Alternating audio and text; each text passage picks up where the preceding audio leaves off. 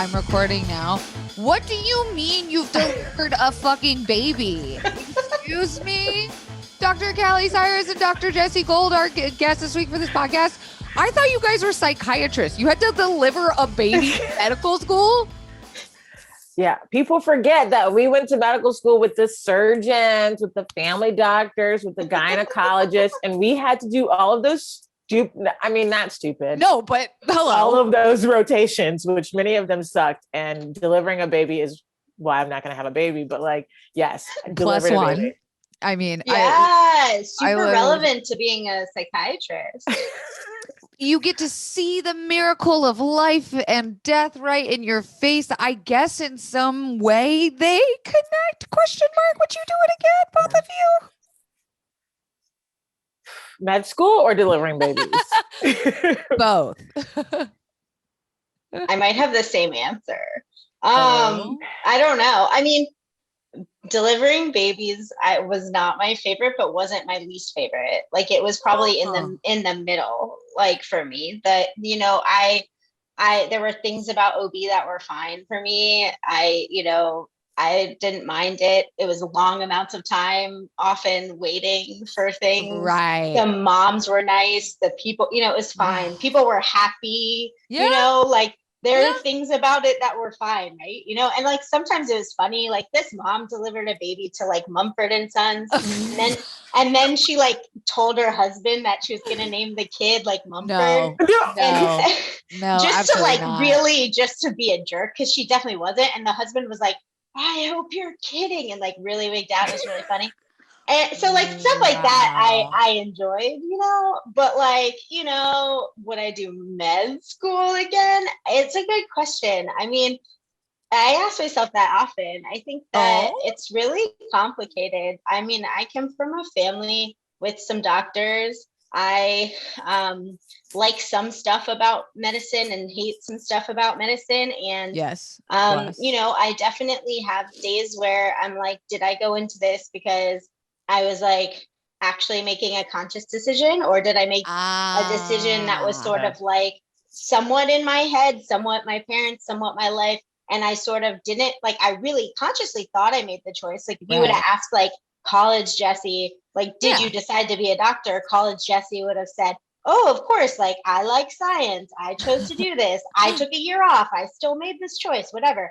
But like, if you asked me now, like, I have no idea if I made that decision. Damn. What about you, Dr. Cali, CYRUS? Do I have to say your full names? No, you can call me Jessi. Okay. I was like, if I went to school and delivered babies for as long as you fucking guys did, I'd be like, doctor only. It's weird. I mean, I don't know what Jessi looks like on days where I'm like wearing this when I see patients. You look so cool. He's cooler than me. Both of you guys are very cool. We're both cool. Which is why I like, see, look, I already did. I was about to say Dr. Cali. Cali, my friend now. I don't want to cut off your answer to this, because this was actually, funnily enough, my very first question for both of you. But I just want to give you a little bit of intro. Hi, confidants. Welcome to the podcast where we're absolutely sure we don't know everything. I'm your host, Kelsey, darragh. And this is another one of our episodes for Mental Health Month. Because we're talking about mental health, obviously we're giving all the trigger warnings up front. I mean, I don't know if anyone's triggered by the idea of having to deliver a baby in med school. So we'll just like assume everyone is fine with that. But yes, I want to introduce our guests. Holy shit. Jessi and Cali, doctors, fucking amazing people. Been watching your content for a very long time. I was going to introduce you guys with like all your accolades, but honestly, they're so intimidating and impressive. I kind of wanted to see if you guys could introduce each other, almost like gas each other up. Can you tell me how you guys know each other and like what the fuck, who you are and what you do? Oh my God. Cali tells this story better than me, but but Cali should also answer whether she thinks she'd be a doctor. But yes, I want both, because that was my first question for both of you, actually. So you've got a lot to catch up on. No pressure. Sorry. Okay, where am I supposed to start? Am I starting with introductions or tell my story and then introduce? Tell this my answers. Yes, I would like to know, would you have done medical school again? And then your introductions. Okay. I'm also going to comment on the fact that I liked delivering babies because I like to say that I caught a baby. because that's what they call it. Is Yo, you catch the baby. Lifelong goal. I would love to see that. Out. I would love to see that. Congrats. Yeah, they're slippery too. They're very squishy right now. Yeah. Oh my God. Congrats. I mean, good arms. Yeah. I would go. I think that it would have been, I would not go to medical school again if I had started right now. Hot take. Both y'all hot motherfucking takes. Honestly. I would have gone to get a PhD in organizational psychology. Holy shit. Okay.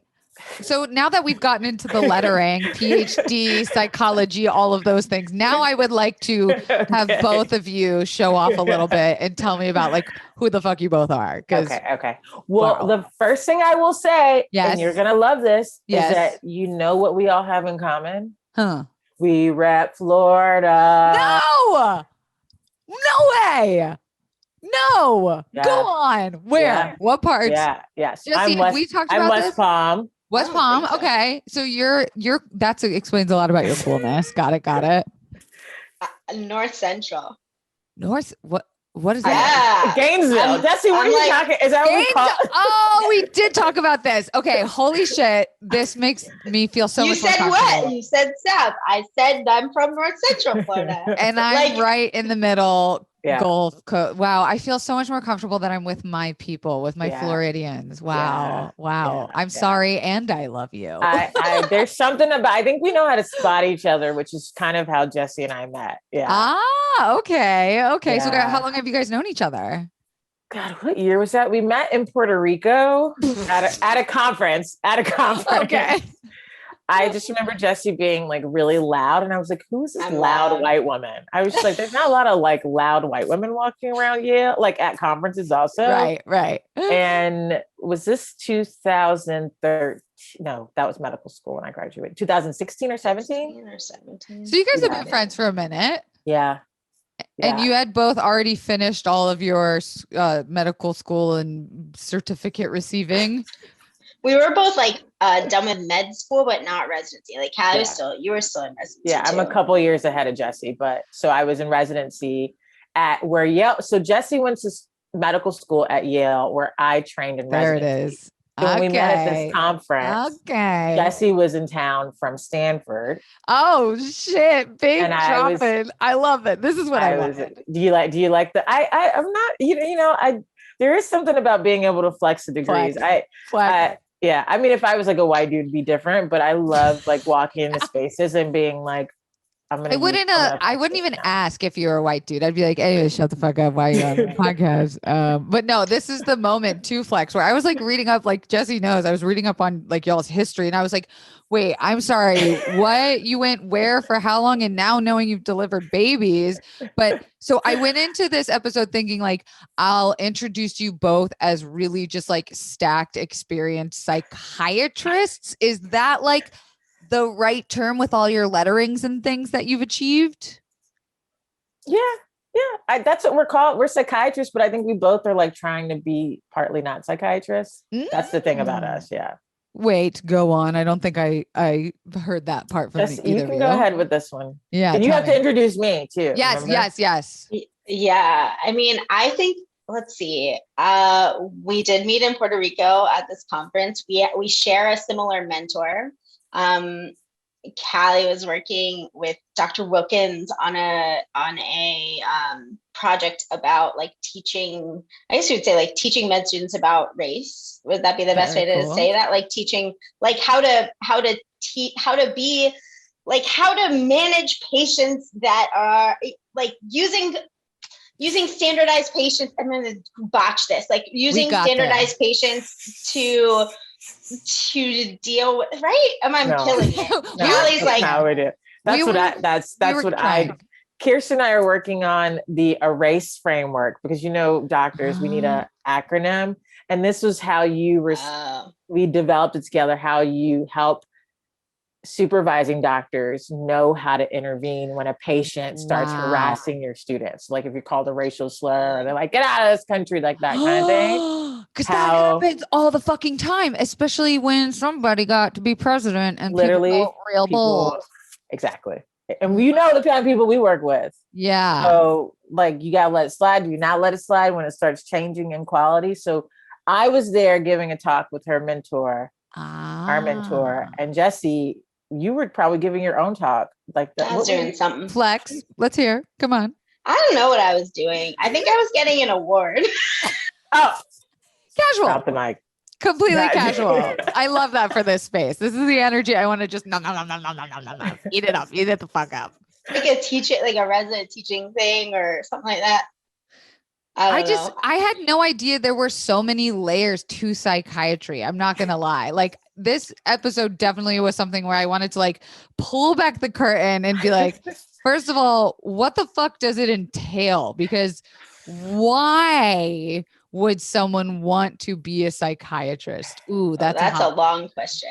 But let me answer Callie's going to get mad. So I blew that horribly at why she works with Kirsten. We got there though. So Cali was doing like cool standardized patient stuff in her job once she got that job, and then was in there for a bit. And then actors who pose as patients. They're like the actors who pose as patients. Yeah, to teach med students basically similarly to work in that framework, but with actors who pose as patients. But we did like some karaoke together and some cool stuff like that. Now Cali does like, so I think when we think about like what we think about in our jobs and like how we view our roles, like we both feel like mental health and what psychiatrists kind of get labeled as are like these like old white dudes with bow ties who are like pretty lame. And so neither of us are like old white dudes with bow ties. You're not. I'm a black girl with a bow tie.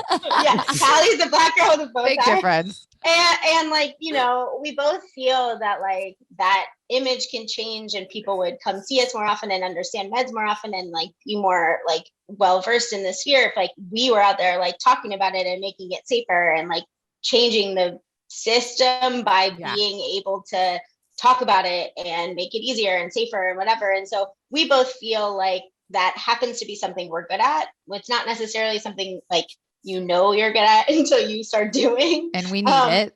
And so like we both feel like that's a big part of what we do, like advocacy through media and writing, and you know, like we both probably target a bit different populations in what we do, but I think we kind of have niche things that then overlap and kind of try to amplify each other crossways as we can. But I think that's good because I don't think I should be speaking to. Clearly, I just botched that in like 2 seconds. I should not be speaking about what Cali speaks about because like clearly I can't even like. I'm like, well, there's like race and there's it's like a lot. No, honest to God, it's a lot because that's what I loved about like understanding who both of you was I didn't go to some like doctory website and read about your practice and services. It was like, no, bitch, you both are on TV, conferences, digital media, like live. People come to you right now as like, dare I say, icons in the like mental health / public space. And you guys are doing work that is breaking fucking stigmas because I mean, look, when Jessi and I first had like linked up, she was writing this amazing article. Thank you so very much for Forbes. And I had said like, look, I've had a horrible experience in psychiatry, mostly that I've always had to be around old white dudes with clipboards and bow ties. And I think Jessi was like, what the fuck? This is exactly the shit I've been trying to break the stigma of. And then here I am just like reinforcing what has been like y'all's life's work trying to break. And I was so fascinated when Jessi told me like, there are people like you who exist in psychiatry because I just don't see it. I just don't. You guys are young. You're cool as fuck. I mean, look at you guys. Your resumes are stacked and you guys are in the industry. Like why don't more of you guys exist?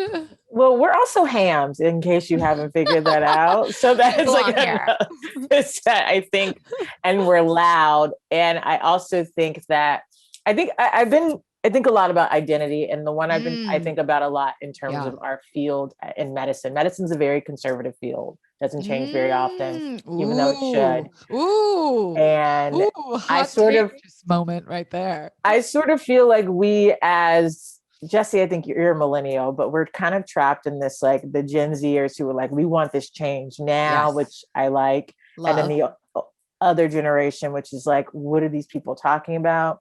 Mm-hmm. I think we're both loud and kind of in our practice and approach is more informal compared to the other generation. And so I sort of see us as like a cross between these two. Yes. And I just think that at some point or another, psychiatry is going to move more in this direction, because all of my little mentees, they're not little, they're just like about it and just out there doing all this stuff on Twitter and et cetera, et cetera. Well, it's us. It's the people who had the shitty experiences. Yeah. Wow.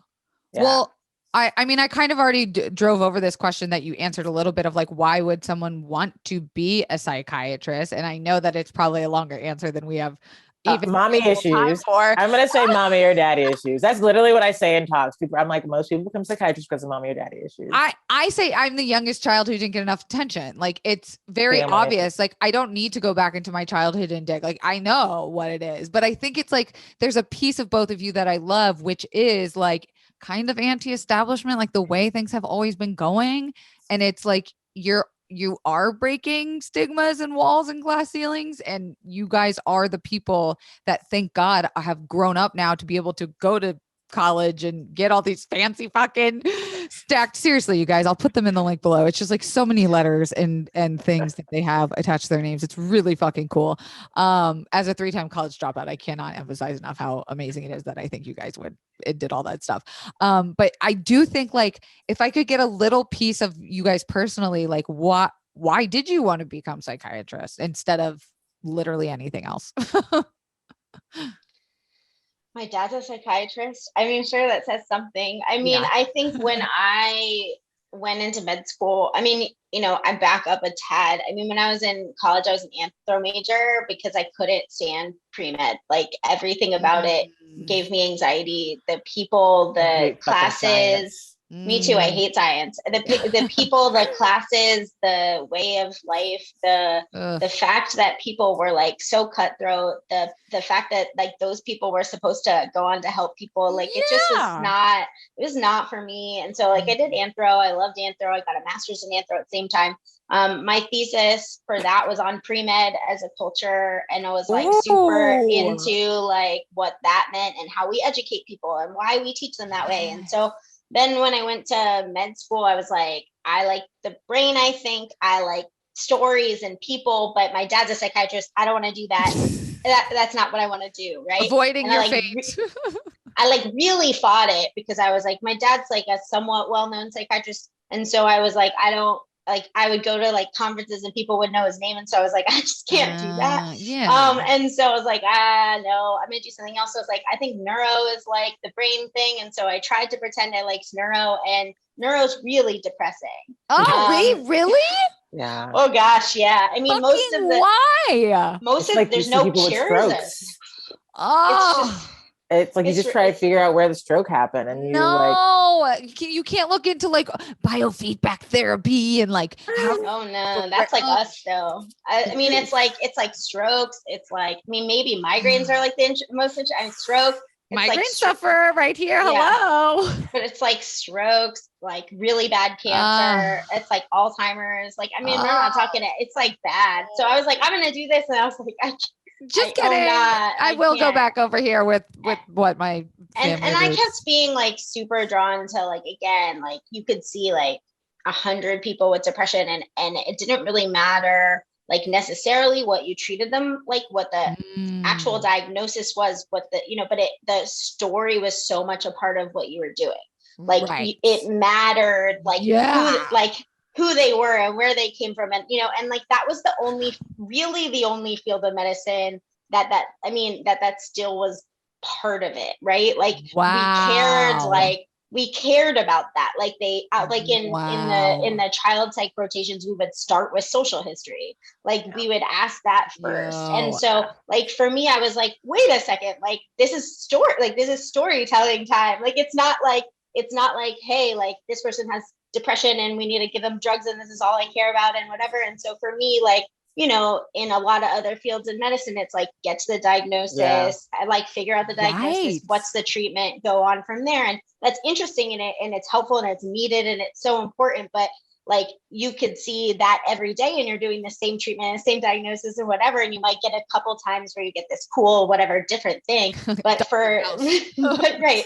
But like, for the most part, you're seeing a lot of the same stuff. And so, you know, if we see a lot of the same stuff, it's maybe like 100 people with depression, but all of them have different stories and lives, and we care. And so I think that's why, for me, that's where I ended up, I think. I'm like, where have you been in my whole fucking life? What the fuck? I'm not kidding. Like, Callie, before you give me your answer, I was literally recording another podcast right before you guys with an ADHD expert. And we went again on the journey of fucking terrible psychiatrists. And like, we were not trying to drag them. We were not trying to like, be like, avoid psychiatry. We were like, no, find the person you love. Find the one that asks you about your upbringing. Like, so many times it's like me just talking and them saying, based on what you've told me, like, here's the prescription I'm going to give you. And that was even in the most expensive rehab in the hills of Malibu, all the way to like Florida. Don't go into health. But like, I just want to like make a pin in that piece that you just said, Jessi, that's so fucking important, that I feel like should be the basis of what you're looking for in a psychiatrist when you're going to spend that amount of money and time and take that big leap into that portion of your life. Okay, Callie, give me your answer. Why a psychiatrist? Yeah. So mommy issues. And I'm also like I was a neurotic child. Probably because of, you know, partly genes and an environment. And then also I was a closet lesbian who didn't know she was gay, even though I played basketball and softball. All the signs were there. Clearly. I mean, I played rugby in college and I still wasn't gay. No, it's like a long story. I was a catcher in softball, so I feel like that like beautifully represents bisexuality. I'm like halfway there. I spent so much time in my head analyzing every interaction. Also, my parents, mostly from like the age of 12, I grew up very religious. And so I was told, you're going to hell. So it was like, I don't want to feel this. Why do I feel this? What's going on? And then also like fitting in high school and like trying to understand like, well, who are these? Being very curious about like the white Jewish girls in my school. I'm like, where did you come from? What is this? Yes. Jessi's covering her face right now. I literally, so I was just always analyzing. It's basically anxiety. So I'm an anxious person. Of course. And so my mom, and I shit you not, when I was like able to write book reports, she had me read Ben Carson's book. Indoctrination. Yeah. Nobody in my family is a doctor, but she had me read this book and write a book report on it. And so I thought I wanted to be a neurosurgeon because of Ben Carson. Whoa. Okay. And then, so then also I think another part of my story is like which illustrates how people find this path, is that when I was in 8th grade, my 8th grade librarian, a Black woman, walked up to me and was like, I think you're one of the smart ones. What do you want to be when you grow up? And I was like, I don't know. I guess a doctor. My mom had also had cancer. I forgot about this, which I think explains some of her mood and depression and stuff. So I was like, well, I guess I'll be cancer. I don't understand why I'm like this, and why she's like this. I want to be a doctor. She's like, okay, great. I know about this summer program in Philadelphia where they pay you as a 8th grader. What? They pay your way to come to Philly. And so basically for the next 3 summers of my life, I spent in Philadelphia doing bench research at Temple University, like in the hood. Like we would just walk around with these like purple shirts on, which are our uniform, and khakis, and go to the lab every day. Holy shit. That is really fucking cool. Like, so it was one of the first pipeline programs that was started by one of the researchers there who got money from the NIH. And so there are kids from like California, from Florida, from Chicago, and we got paid to do this. And then the goal was that you spent your summers doing bench research. So then I spent the next summer at the NIH. I worked at Merck in San Diego. did a summer in Vancouver and in Rome, so that when you apply to medical school, you had enough bench research to go for free and do MD, PhD. Well, so you were prepped and primed as an 8th grader to follow this path. But also, like, we'd have these crazy summer, like, lunch session on Wednesday was like, we're going through the MCAT scores and the GPAs of all the medical schools. And you get to see that brown kids who look like you don't do well at some of these places. So this is where you need to go to college. This is where you need to go to medical school. And this is what you need to do if you want to be a doctor and be MD, PhD. Most of the people didn't even become doctors. It just did this it was like a thing you could do over the summer. But really? Like, yeah. I only know like 4 of us that are doctors. Holy shit. Yeah. I mean, what are the other people doing? Like fucking they're like lawyers. Cryptocurrency. I have to imagine just something PR. Really I like consultants, tech stuff, like not necessarily even science. So you really though stuck with it. And did you kind of find your niche like Jessi talked about? Yeah. I mean, we all have our, well, at least I did, was like, I don't know that I can do this. I'm so bad at chemistry and physics. Like I would cry. And then I took some time off. I got my master's in public health. So I came a point where my grades at Stanford, because I did more learning socially than learning in the books, I like to say. Yeah. I got a degree. I took some time to strengthen my application. So I learned about the healthcare system before it changed, which is like a waste of money now. But I knew going in, I wanted to help doctors understand the healthcare system and how we contribute to like taking away people's healthcare because we fought against Medicare. All these things. And then when I got to medical school, I couldn't stay awake in surgery.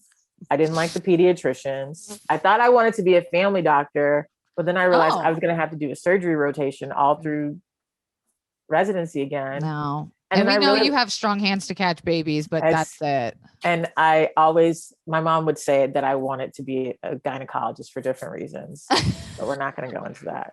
Because you're a lesbian. No, I love psych. It was just like, this is clearly what I want to do. But I just, So that's so like fascinating to me too, that you both went down these like medical, like when I think of Grey's Anatomy, right? Like it's like, do you want to do that kind of shit or take a hard right and go into like the psychology piece of it, which, you know, it intersects so much. And honestly, I didn't know that the thing that you guys do as advocates even existed in the medical field. Like the fact that both of you are teaching and making waves to show doctors how to do certain things and treat patients. Like I didn't realize that crossover existed. It's not always. It should. Both of you are like, well, I mean, I think that both of us would say like it's slow in coming and maybe COVID pushed it forward a little bit. Like I think that public health and especially physician advocacy and nurse advocacy over COVID, like we got smacked, right? So if we needed to know how to talk and be out there and say the right things, and we're not trained in that. And so the people who could do it a little bit did better, but we still aren't as good, right? We're still not as good as like, you know, people like you who have platforms and know what they're doing, right? So like, are you fucking kidding? No, but I mean, guys it's different. Like, it in a I was gonna say it's a different. Like, I'm a hot mess. I don't know about Jessi, but like I'm bare. Same. But you know what? Like even just that, the fact that both of you guys are like, we're hams, we're friends, like that is breaking every rule that I think a lot of listeners here that have gone up in the medical field, or excuse me, like their mental health journey. That is breaking every rule. Like the fact that you both are existing as actual humans and like, I'm a mess. Like, I do jokes. Blah, blah, blah. Like that is breaking every rule, you know, like you are as a psychologist can get away with being a little bit more human. Cause they're like, hey, we're the in-between guy, but you guys are supposed to be pills and making sure people aren't getting pills to sell them on the street. Like that's it. Yeah, like we sound like cops or something. No, I mean, but like, no, not gonna get into that. But. No, not get into that. But like, as a very standard of what someone should be doing. Like how do you guys view what psychiatry is represented as today? Because you both are not the common, what's the word I'm looking for? You guys are not the standard that is seen in like media and shit like that. Yeah. I'll go first, and I'm actually quite interested in Jessi's story. I think for me, I thought, so one, medical school was really tough because I felt like I had to suppress this part of me because I just like didn't fit. And you said it's very conservative. And I wore pastels in Chicago during winter because I dressed like this year round. So it was just like a weird, I didn't fit in the culture. Sure. And I think it took some time. What really did it is that there was this psychiatrist who's passed away since. His name is Carl Bell, and he worked at my medical school. And he was this Black dude who wore a cowboy hat. Oh, and like a t-shirt, and he would wear sunglasses. He would give award speeches in sunglasses. He was really, really out there. And I remember meeting with him one day, and I was like, how do you get away with doing this? You know, medicine is like, and he's like, you do whatever the fuck you want to do if you're on top of your shit. Oh, I mean, listen, he's not wrong. And it literally, from there, I was like, as long as I'm on top of it. I also, my partner hates when I do this, but like I talk about Stanford because Stanford's whole thing is like, embrace your weird, you're the nerd. And I think that you just lean into it. And so this is why I like this field, because I do believe that, and I'm also anxious. If I'm not my authentic self, I am like going crazy. Can't be the best So I don't have a choice. I have to find a way to be myself in a situation. And I find that actually makes life a lot more fun and more comfortable. So I've chosen my field, the clinics I work with, the projects I take on in a way that allows me to wear something like this with a blazer. Because if you can't, I don't want it. Yeah. And it's worked. I mean, it's not always easy, obviously. It's been hard, but I think I've lucked out in finding places that accept this. And also you work your ass off so you can get away with it. I was going to say, I don't think it's luck at all. I think you fucking concretely paved the way for yourself to be who you want to be and allow such a way. So Jessi, I didn't have like a conservative, I don't know what your dad is like, but like my mom's do her own thing anyway. So I'm very interested. Girl, on another planet. Yeah. I mean, I felt like, no, my dad wears like funny pants and things like that. I mean, I think though that like I always struggle. Like I say whatever, like it's very hard for me to, and you know that, like it's very hard for me to stop what I'm gonna say. You. Yeah. Right? And like it's not like I say anything, like I'm really thoughtful about the bad things. Like I'm really thoughtful about like the things that are gonna get me in a lot of trouble. I try to ask You're unfixable. I try to ask like Cali the questions that I don't want to ask everybody. Like you can wonder what those questions might be. Yeah. But I'm not like, you know, in med school, like I didn't want to put this like I'm on a white coat and I'm gonna act like this and I'm gonna be this way and whatever. And it was really hard for me to do that. And I tried because that's what surgery was. And that's what like some of these things were. And I tried so hard to like do what they wanted and show up on time and be this way, but I couldn't like hide that part of myself very well. And like I would do all the work and still get these like little snide comments on my evaluations that were like really like personality days. And I'd be like, they're saying things like that are about my personality. They're not saying things that are about my work ethic or my, you know, I was like, that's a personality comment. And I would like say that stuff to like deans and mentors and stuff. And they'd be like, yeah, I mean, that's who that person is. Like, I don't know what you want me to do about that. And like stuff like this is like, just like, that's, like, that's medicine. Nobody stands with that, you know, like, that's you know, not like an answer.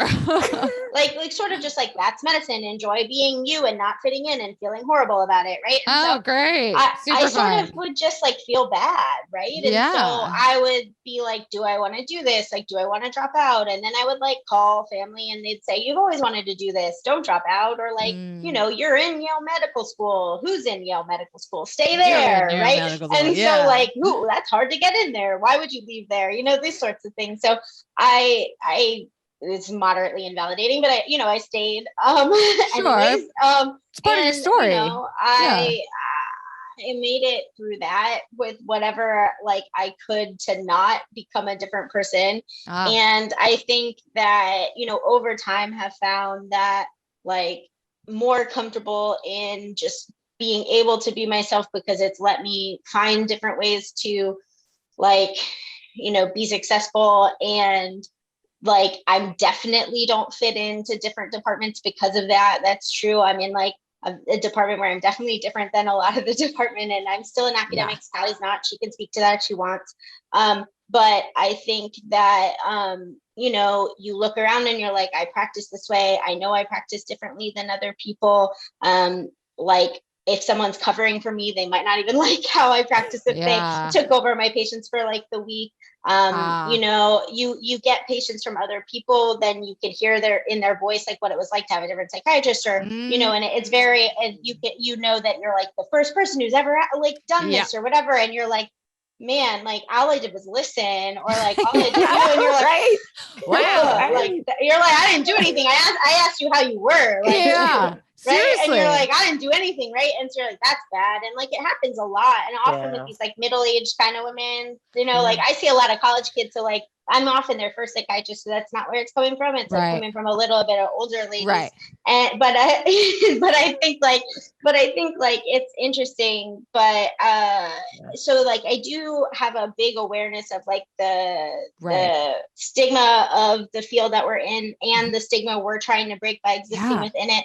And that I'm still in academics and still being the way that I am. But I think that now I'm much more comfortable to be like, this is who I am. If I can't survive in academics this way, I won't.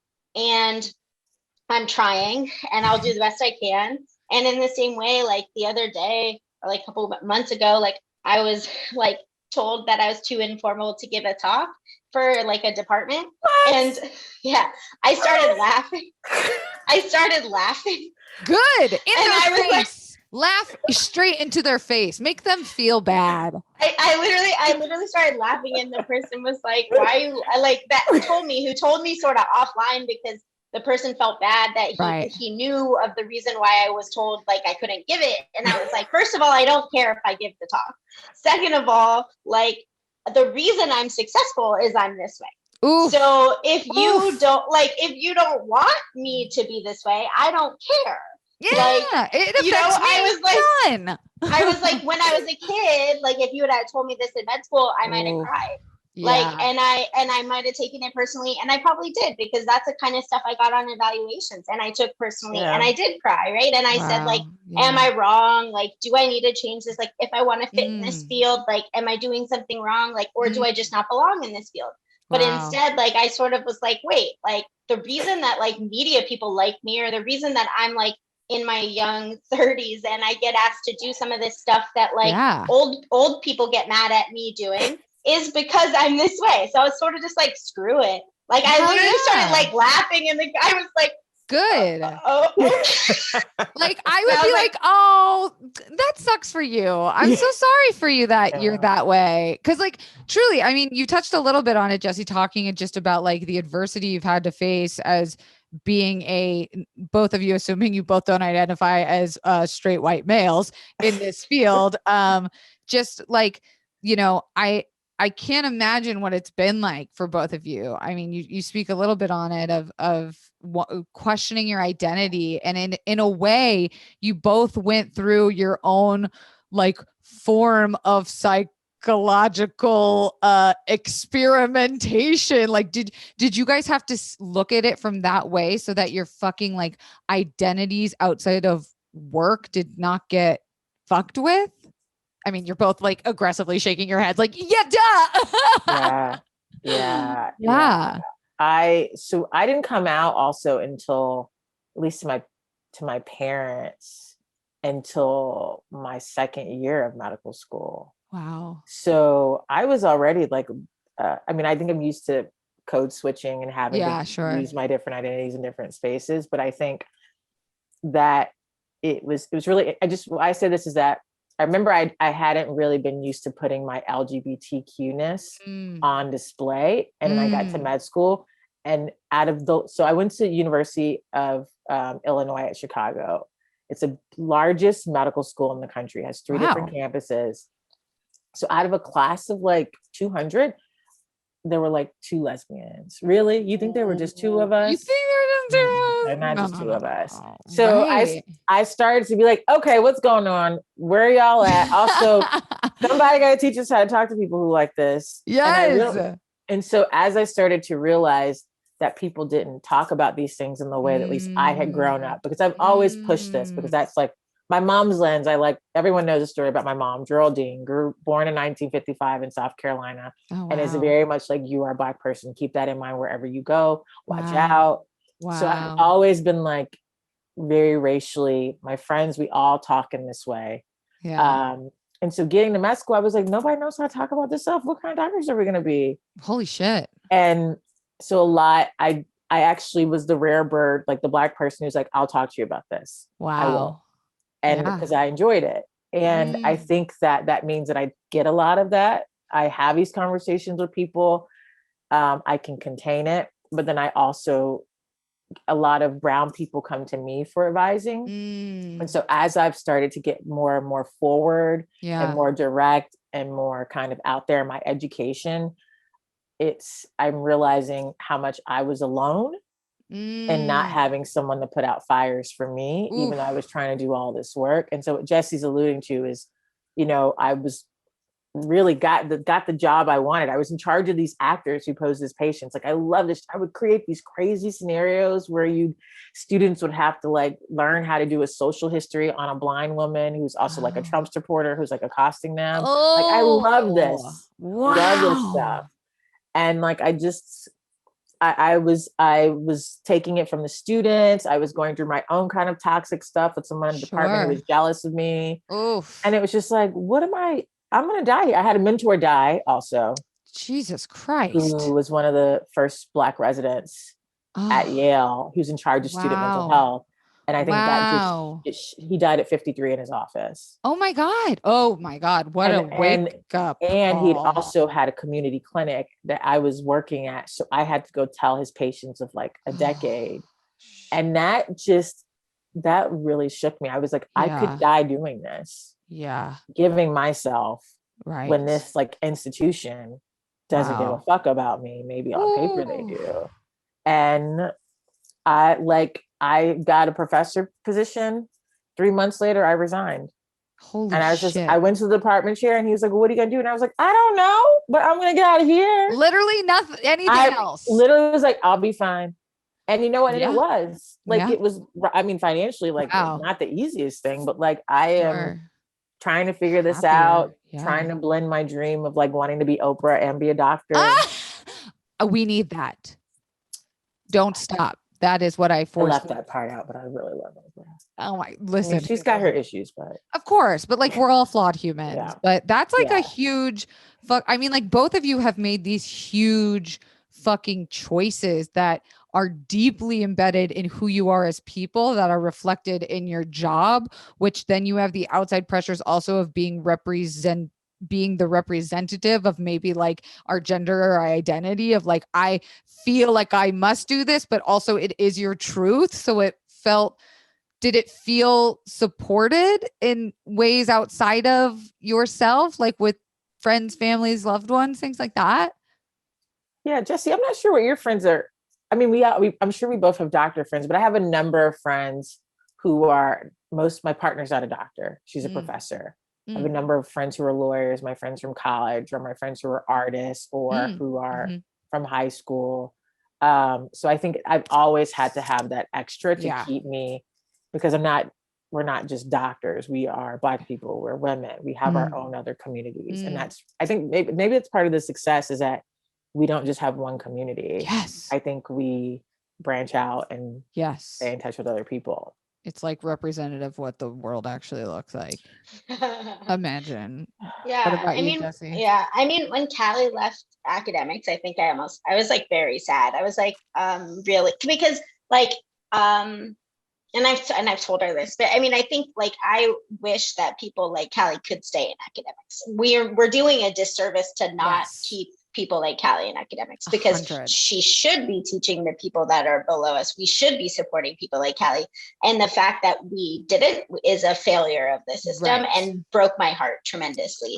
And she knows this because I've told her repeatedly, but it really like hurt me when I knew that happened. But you know, for me, like, I have felt supported. I mean, I think that I have friends, like really great friends from residency, who are like, you know, we switched like Stanford and Yale. So like Stanford for residency, like, was interesting because a lot of people go into private practice, and a lot of people, like a lot of people don't go into academics. Like, it's a very different thing. So when I went there, like I was like, I'm going to go into academics. And they're like, why? And I'm like, what do you mean why? Like, that's a question? Like, what do you mean why? Like, everybody goes into academics. That's what you do in medicine. And they were like, what are you talking about? Like, you should have an answer to that. Like, you should really want to do academics. And and I was like, no. Like, you go to fancy school, you go to academics. Like, that's what you do. A chair. Like that's what you do. Yeah. I was like, I'm confused. My father was a chairman. So I was like very confused. And it's like, okay, like, I don't understand. So like, you know, so it's like pushed me to think a lot about that. But my friends are like, you know, just do their jobs because they like it, and you know, aren't like, it's not their life. That a thing? That's you know, that can't relate. So that's helpful, and they're great supports, and you know, they push me in that way. But then also, like, I have friends, like I have friends from elementary school, so like artists and like lawyers and whatever. So I have friends from everywhere. Like, I went to boarding school, I have friends from there, like whatever. But I think that I've kept like friends along the way. I've moved probably too much, but I think like with you know, have kept various people along the way that are definitely not doctors, and they like, you know, are proud of the things that I'm doing and are interested in the things that I'm doing, and are not like jealous of the things that I'm doing. And I think that helps, because I think there's a degree of, especially, you know, part of the reason I like where I work right now is there's not a lot of doctors doing media to the point where they're like, you know, I need to fight with you for this. Like, I want to do this instead of you, child, like, get out of the way, child, you know? So I think like, that's like, I don't have that, which is nice. Right. And so I can kind of just do what I do. And like, that happens a lot of places. Like, if I stayed at, like, if I was at Yale, or, you know, like, it's just like, there's a lot of like people just kind of being like, but I want to do that. And even if they're not good at it, you know, and so you're kind of like, why do you want to do it? You can't even like talk. Like, well, I think you just like brought up something that I don't think a lot of people think about. Like, genuinely, I didn't, but until you guys started to kind of tell your personal stories, and like, genuinely, thank you for being so honest about your stories and your struggles. Like, I didn't realize that, yes, you have a choice once you get your degree to go into private practice, which to me was like, that's what everyone does. That's why you become a psychiatrist. But you guys are opening up this whole other fucking portal vortex of like, no. There is so much happening behind the scenes that you guys are doing to fight to change the system that is so... I'm sorry, it's a little broken. I'm sorry. I'm super broken. I'm using the TikTok voice, like, broken. But like, you know, I don't think people realize that there is that piece of it that not only could they strive to be in, but that we don't think about is happening behind the scenes, because we just see it as like a system, right? Like, get a degree, open a practice, die.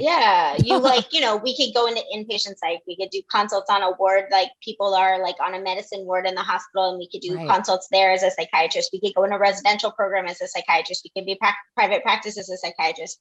We could be in an academic program like me as a psychiatrist. We could be in a community setting as a psychiatrist. We could, like, you know, that's only like the things I just rattled off the top of my head. I think I've been to all of those. You could be in a group. You could live in Kelsey's house as a psychiatrist. Like, you know, I think that these are the things you can do, but there are a lot of different things, and I think telehealth will open up more possibilities. But there are like definitely a lot of things that you can do, and I think it's interesting. You don't really think about it when you're going into it. Psychiatry is definitely one of those fields that's super flexible. You can do different things in your one career. You can do it for a long time. You can switch later, which is kind of cool. Like you see, the reason you see old white dudes is because you can still do it when you're old. Like surgeons, like stop because their hands stop working. These guys just, like our brains like mostly still work, right? Like when your brain stops working, your brain stops working. But you can do, like, you can listen to people for a long time in your life, right? And you're still like empathetic. So you can do your job for a long time. You can switch your job for like a while. You could do one thing and then be bored and do another thing, which is kind of cool about psych and kind of flow between it, which I think is one of the reasons like I think, like which is one of the reasons I think psych's kind of cool like that. But you know, I think you don't necessarily think about that when you think about psychiatry. I think you think about the meds part, and I think that that's definitely part of it. And we believe in medication, otherwise we probably wouldn't do it, but we're not just peddling medication. I mean, like both of us, I don't think practice that way. We think that meds have a purpose and for the right people and for the right diagnosis and for the right, you know, reasons, but would never just like drug people. But I think that there is a reason. My daily doses right here. I clearly You're more organized than me. Listen, that's because of my medications help me to be like, I also strongly believe in medication. And I purposefully didn't write a lot about it in the book because I fear it. I fear where it's going. I mean, you guys saw what happened in Florida with the opioid epidemic, like the Sackler family, like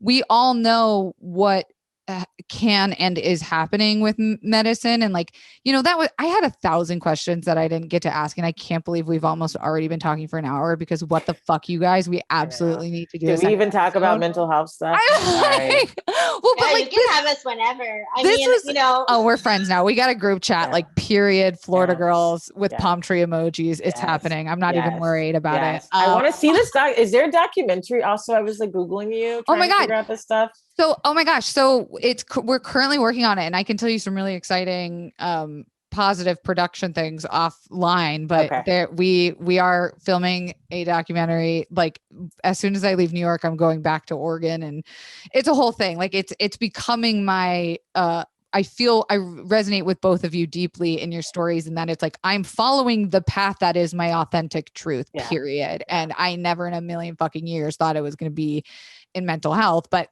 this isn't about me. I want to use the last few minutes about you guys, but a big question I had, and I don't know who can take whoever wants to take it first can go, but like I've in my time seen how science has advanced with psychiatry and medication and, you know, neuroplasticity. Like there's so much. We didn't even have fucking, you know, cell phones when I was a kid, and now we do. And I'm like, oh my God, imagine what's going to happen in another 20 years. How do people like you guys and those old white dinosaurs keep up with how the education and the science is changing? I'm sorry, because I know that's probably a loaded answer. Well, maybe I don't feel like the science changes that quickly. Maybe the cell phones do and all that, but medicine is slow. Medicine is so slow. Like, and especially at least, so working on the Hill, I was able to see how certain things got funded. And while there is a lot of money that goes to the NIH on research and pharmaceutical companies, there's not a ton of like new psych meds that come out very often. Right. I mean, like we have some blockbusters that are used over and over again. Maybe there've been a few in the past 3 years that I could count on one hand. Wow. There's not a ton of new stuff, but there is a lot of research happening around the brain and trauma. Yes. But like there would be more if politicians, families and kids needed all this stuff. And they fucking do. They just like, why don't Alzheimer's, like, why don't we have a, you know, this is going to happen. Baby boomers are coming. They're going to, we're going to do it. I tend to like that. So that stuff kind of scared. But what I do is, and I'm sort of like an elderly millennial is what I call myself. Ultra millennial. Yeah. I have a lot of newsletters that come into my inbox. So I don't delete anything. I have an inbox of like thousands, which is not good, but a lot of headlines. And I think that is the way that I probably do the most is like, I click on these newsletters and read the headlines. I try to take on patients who challenge me. Ooh, we would be really good together then. Because I am fucked up, always changing. Okay. Yeah.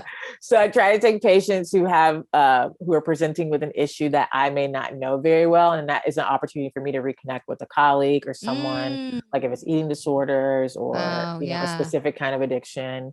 So I think that's useful.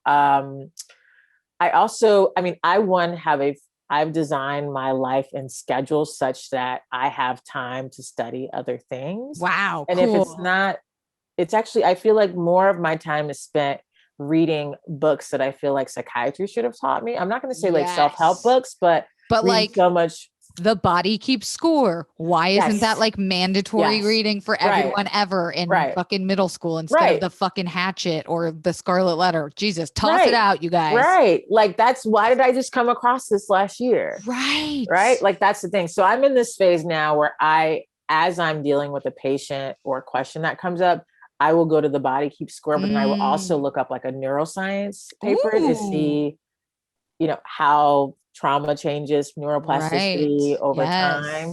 And so I think that, and I don't know, Jessi feels the same, but being in this position to try to translate into an understandable and accessible form has forced me to really broaden my scope and be able to like really try to condense and synthesize in a way that is, I feel like I've learned so much in how to communicate and think about these issues. And so I mostly just keep trying to explore what's curious in front of me, I guess. Never stop learning, right? Like that's how I feel. That's a really, it's like when you stop learning, you die is how I think about it. Cause you're just like your brain. I mean, Jessi, I don't know if you have anything to add to it. I mean, we have like lectures at work, at work that like help with that. I think, that helps. I'm also like an email skimmer that helps. I think, my dad is a big emailer. He's been like that since I was a kid. Like, so even as a kid, I had a folder that was just called like dad stuff. And it was just like a bunch of like research stuff. And now it's like mostly relevant because I'm in psych. So I can go look at that later, and he'll now like try to do better about stuff that's more relevant to what I'm doing. Sure. But he reads like every paper and every journal and I don't know how. I mean, he's more retired now. He's more retired now, but he also was like this person there where you would be on an airplane and he would like swear that he read the whole chapter in like a second and you'd be like, prove it, right? Yeah. And but he's a really fast reader. So that helps me. I think that I will get interested in like having seen like one paper that sounded cool and kind of go down a rabbit hole. So like, I think that I'm interested in like the psychedelic thing. Yeah. I think I'm interested, I think that I've like tried to figure some of that out. If I want to write a piece on it, like similar to Cali, like if somebody's going to ask me a question, I kind of want to understand enough to respond. Sometimes patients like bring it up. So like, I want to be able to answer something. Like, I don't need to know, like, I'm not like, if you ask me, like, if you ask me in session, if you ask me as a physician, like as your physician, like explain to me like the mechanism of blah, blah, blah. Like I have college students, like I have a college students that are like, real nerdy and try that on me. I start laughing and I'm like, I'm like, there's a drug and it makes the stuff that makes your brain happier. And then like, it takes, it takes longer because it's stopping the thing and then the things have to come out, right? Like it takes longer. Like that's how I talk, right? Like I'm not like there's a mechanism, there's a receptor and there's a bunch of them and that's not how I talk. So like if you want to know, like I'm not going to learn something at that level I never have. So like I'm not going to know that. But if I don't know and like a patient asks, like I might go, okay, hold on. Now like let me go read it and I'll be back and like give me a second. Right. So like that helps too. But I mean, I think stuff like that. I mean, I think that like I would also say like learning about myself is part of that. So like I think you brought up like identity and how much of this is about us. Like psychiatry is one of those fields where like, we learn from like, why am I having that emotional reaction to so-and-so? Right. Like, why did that person make me angry? Why did that person, or why do all these people kind of rub me this way or whatever? Or like, why am I having a day today? Like this sort of thing. And I think like, I mean, I don't want to blow Cali's spot, but like for me, like I like therapy is like super important to my existence. Yeah. And they don't require it for psychiatrists. That's the crazy thing. That's the fucking crazy thing. It should be. I mean, that's because I learned from my therapist as well. Yeah, I learned so much. Like I quote my therapist like you would think she was my professor. Like in things I'm writing and whatever. I'm like, and my therapist said, and she's like I'll be like, I quoted you on Twitter today, and she's like, okay. And I'm like, you did really well. Like you did really well on that tweet. And she's like, but did you like what I said? And I was like, no, but Twitter liked it. And she's like, but did you like it? But I'm like, I don't, but obviously I did. I shared it on Twitter. Yeah. And she was like, but I didn't write it for Twitter, Jessi. Yeah. Like I'm not Twitter's therapist, right? I did but I learned so much from therapy. Yeah. I mean, if they talk about us. Of course they fucking do. I mean, I last year read Lori Gottlieb's maybe you should talk to someone. Maybe she used to talk to someone, and it really, like, again, what I wanted to accomplish with this was like really pulling back the curtain on that. And I feel like that book did a really good job of showing like what life is. And honestly, guys, I think we're gonna have to do a second episode because I didn't even get to fucking look once at my notes of the things I wanted to go into about, like, how do you feel about psychedelics and where like psychiatry moving forward, and like what the fuck the pandemic's gonna cause us to be like. I had a question too. I wanted to comment on last one. I was like, Jessi, is she going to ask us about we Google our patients? And then I was going to comment on the falling asleep because I was like, oh my God, I have great stories about that too. You thought I was just going to come on here and like drag you guys for all the terrible experiences I've had as a psychiatrist. Ethics. I was like, what can I not say? I have to be very careful. Honestly, I pinch my nail beds when I'm tired and patient stuff. So it hurts like hell, but I won't fall asleep. Yeah. See, I like, these are all things that we didn't get to go through of like my trauma with psychiatry and like how we can break that down. No, I mean, like, look, I think you both represent so beautifully the way that it's going. And like, honestly, I'm thrilled. And I think I said that to Jessi when she was like, well, it's not all that way. And I was like, good. Cause I'm fucking tired of the merry-go-round. And like, we can get into that in another episode of like private practice versus like inpatient versus outpatient versus like how we can help people find the right psychiatrist for them. Do they need psychiatry? All those like basic stuff. But I really did kind of just want to get to know you guys too. And I should have been smarter. I should have known we would have gabbed for longer than a fucking half hour or two about our own personal stories. So confidants, I'm just going to say it right now. You guys are going to have to come back for another episode. Please, please, please, please, please be my friend. Yeah, you got it. We'll be there. Amazing. Well, in the meantime, confidants, I would love for you guys to go check out their works. Seriously, go watch some of their videos, their talks. You guys are everywhere, especially right now. You are so fucking needed and so glad you both exist in this space right now. Twitter, Instagram, plug, give me shit. Where can the confidants follow both of you? One of you take it away first. Florida. Yeah. Sorry. I'm on like Instagram and Twitter. I'm at Dr. Jessi Gold. Jessi spelled Jessi. I'm also drjessigold.com spelled the same way. Amazing. What about Cali? Just Google Cali D Cyrus. Be careful because you might get the goddess Kali. You might get Miley Cyrus. So Dr. Cali D Cyrus. And you can find me on Instagram. I don't know what that one is. You can also find me on Twitter. Wait, we gotta look up what's your Instagram. Yeah, I think it's like Dr. Cali. It might be Cali D Cyrus. My social media girl changes it sometimes because she's like, no one's gonna remember. The branding is strong. I will say that. I was like, oh, both of you guys like do it well, and you understand the landscape of how like social media too can help it. But we're gonna say this. I don't have a goddess. I have a porn star named Jessi Gold. No. Yeah. So when I get media alerts, it's like medicine and porn.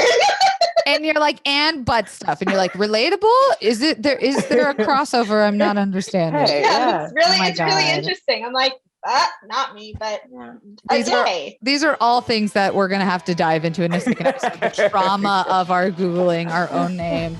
Both of you, seriously, thank you so much. I'm sure like right after this is over, we're getting on a group chat. Thank you for your time. I'm already going to like put together another day for us to come together. But for Mental Health Month, Dr. Cali Cyrus, Dr. Jessi Gold, thank you guys so much. Confidants, don't forget you can always follow us on Instagram and Twitter at ConfidentlyPod. You can email us at confidentlyinsecurepodcast@gmail.com. You can rate this 5 stars on iTunes. If it's anything less than 5 stars, though, please don't rate it because I am sensitive. Speaking of being sensitive, the merch is out now. Link below, as well as both of these wonderful people's descriptions and all the things will be linked below. So thank you guys so much, and we'll see you next week. Bye-bye.